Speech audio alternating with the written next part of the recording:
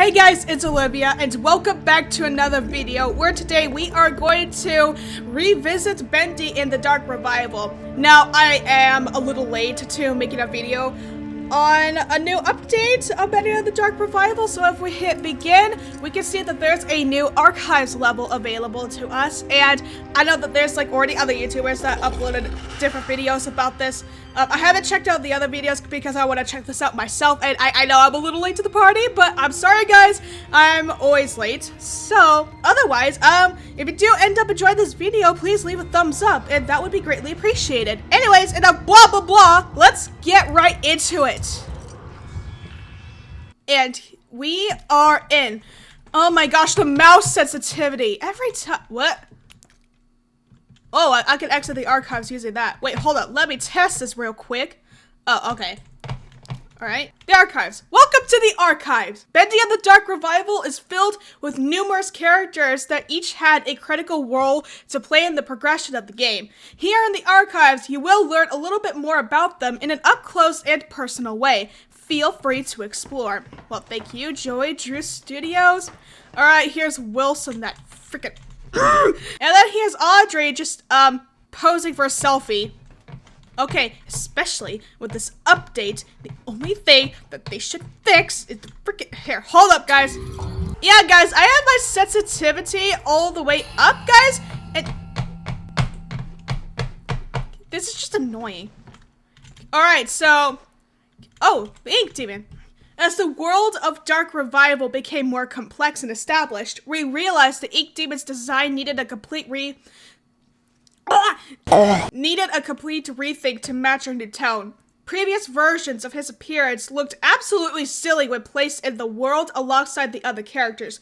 No amount of creepy music or screen effects could conceal how out of place he looked. The Ink Demon needed to look different than everything else in the world and show a natural progression of the Ink Demon's evolution as Wilson held the cycle in place.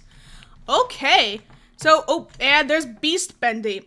Returning for the climax of Dark Revival, Beast Bendy also was revisited with the mindset of making him far more powerful and beast-like.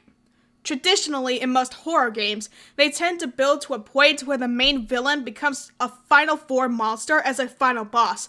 It's practically a trope. Our idea? What if you got to play as that final form instead? And y'all know what happened in the last episode of Bendy and the Dark Revival. Oh, I never read this before.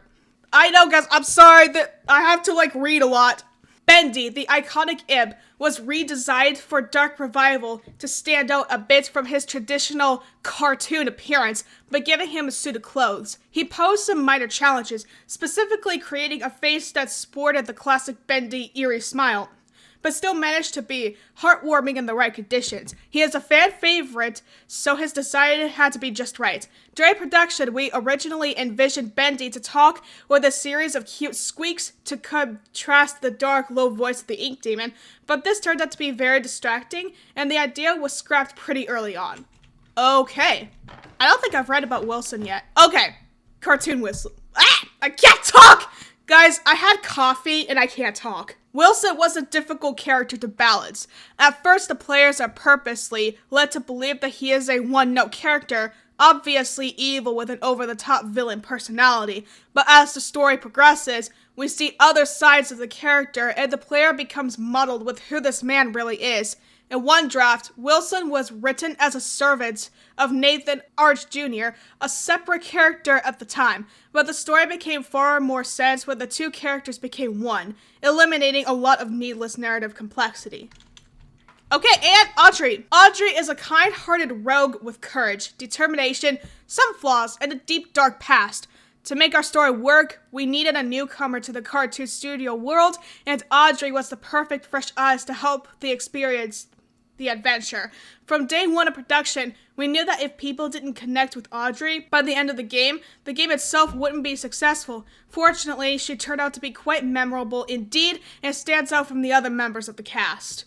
Yeah, I mean, like, Audrey was pretty much bored out of the ink machine and completely forgot who she was because she chose to forget. Oh, and now here's our buddy Porter. As the cycle was held in place, and with the influence of the ink demon held at bay, the cartoon world was able to grow and advance, creating such characters as Porter, a lost one who came to claim a new identity as an explorer. Porter was written with the knowledge that Dark Revival would feature a far more serious tone than the first game of Bendy and the Ink Machine, and his light-hearted innocence would help the player feel some warmth in this inky world of sorrow. Okay, now we got Heidi. It is believed that Heidi has spent some time in the Pit, a prison set up by Wilson and the Keepers. It is unclear why, but mostly likely she was able to access places she shouldn't have. Okay, why do you say it's unclear even though that you as the developers know her purpose? Bruh, the experience in the Pit changed her, as it does many, reverting her into a childlike state, longing for happiness again. Oh, that's so sad. It's like Heidi here just like turned into like this ink monster or something, and I guess she just wants like a reason to just feel happiness again. Where am I going? All right, here's Henry, the original cycle breaker, the first one. Henry Stein is the ghost of a man who lost his purpose years ago. Once fueled with finding a way to escape the tortures of the ink demon and finding his way home to his wife, probably Linda, Henry is now left with the cold reality of being a recreation of the person he thought he was. Saved as a special surprise for fans of the Bendy and the Ink Machine game, Henry was strictly omitted from all public discussion of the character during the entire production, which spanned several years. But Henry returned with a very satisfying face reveal. Exact. So, Henry is dead. Pretty much. Allison, returning for another victory over the Ink Demon. Allison is always the voice of reason, a beacon of hope. Allison's design was carefully upgraded. More ugly. I'm kidding. Was carefully upgraded from the previous Bendy and the Ink Machine game to maintain her personality, but with more I've never heard that word before, and I'm too lazy to look it up. The purpose of meeting Allison so early in the campaign was to introduce the player to a familiar face after the main introduction. At the start, Allison was able to serve as the motivating force for AUDREY until the true plot kicked in later. Okay. So I guess that she's just, here to like probably give some advice to help people stay motivated just during their, survival mission in this place. Now we have Tom. Tom is Allison's silent protector and the only Boris clone involved in the main story. Where is Boris the Wolf exactly? Rumor has it that during the events of the game, Boris is experiencing a dark survival story of his own. Boris in the Dark Survival. I played that game on my phone before. Alright guys, well now here is Joey Drew, just the memory of him. The man, the legend, the memory. Creating this version of Joey Drew was both an exciting and daunting process. It was clear from the start that this Joey would be different from the one from the original Bendy and the Ink Machine game. This was a man with all the guilt from a past life, but without the experience to fully understand it. The real Joey Drew made many mistakes, but ultimately learned from them. This doesn't absolve him of his sins, but at the end of his life, he was able to help correct some of them and help fight the darkness he created. Okay, so, of course, he made very many mistakes in his life. It kind of dawned on him of what he did, and he tried his best to, I guess, help fix his mistakes, but he never really had enough time in his life to fully resolve his sins, basically. Betty, a faithful maid, among other things to Wilson. Betty was an important character to the story of Dark Revival. As a failed experiment, and someone relatively new to the cartoon studio, she was able to give a somewhat different point of view on the state of the world. We have purposefully left it unclear if Betty was in on Wilson's plot to harvest AUDREY, or if she is just a bystander. Behind her mask, there are still answers to be found. Okay. I guess that she's just, some kind of like faceless person like Sammy or something. I don't know. Okay, here's the real world. Nathan Arch, I guess. Nathan Arch was everything Joey Drew wasn't. He worked hard, built up from nothing, and never compromised his integrity. Joey had big dreams, but Nathan accomplished his own dreams. He and his wife Tessa raised a son with as much love and care as they could, despite Nathan's career pressures. Sadly, his son did not share Nathan's natural talent for business and enterprise. Okay, and now here's a regular Audrey. The unknowing daughter of an animation pioneer, Audrey has blocked out the memory of her past after losing her father. But his role in her life was not over. A talented animator and artist, her skills landed her a job at Archgate. Was it fate that led her to reunite with Joy Drew's machine? The machine of her birth? Or was it planned? Ooh, mysteries. Alright, now I got Wilson here. Haunted by the impossible shadow of Nathan Arch, Wilson sought to achieve something that would make his father proud. By luck, he stumbled upon the ink machine and was able to become the cartoon world's new master.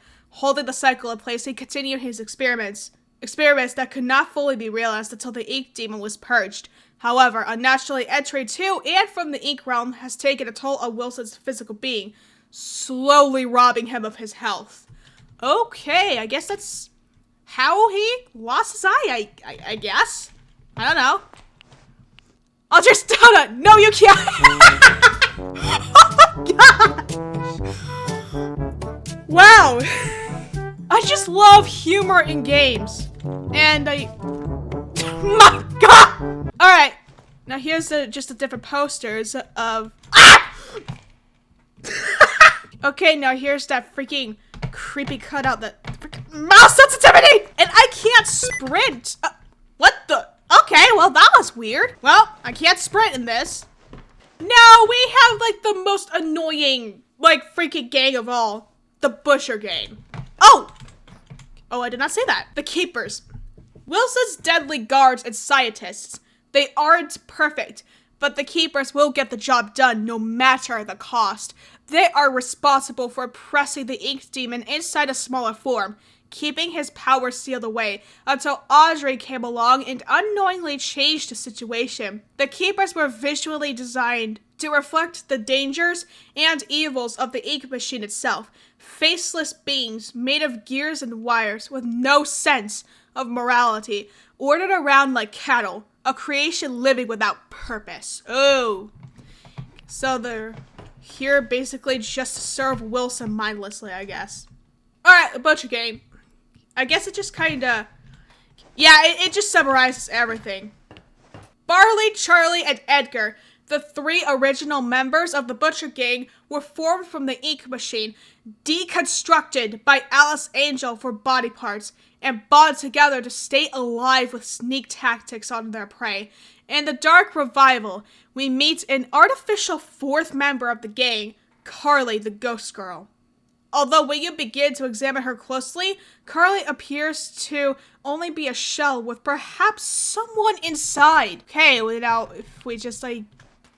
Oh gosh, like if you guys have seen my playthrough, you guys know how annoying she is. It's like when you try to progress through the game, this lady appears out of nowhere and I guess just like charges towards you, like dealing some damage. It just happens like randomly throughout the game. It was so annoying. Oh my gosh. Now guys, so this is the ink machine, all right?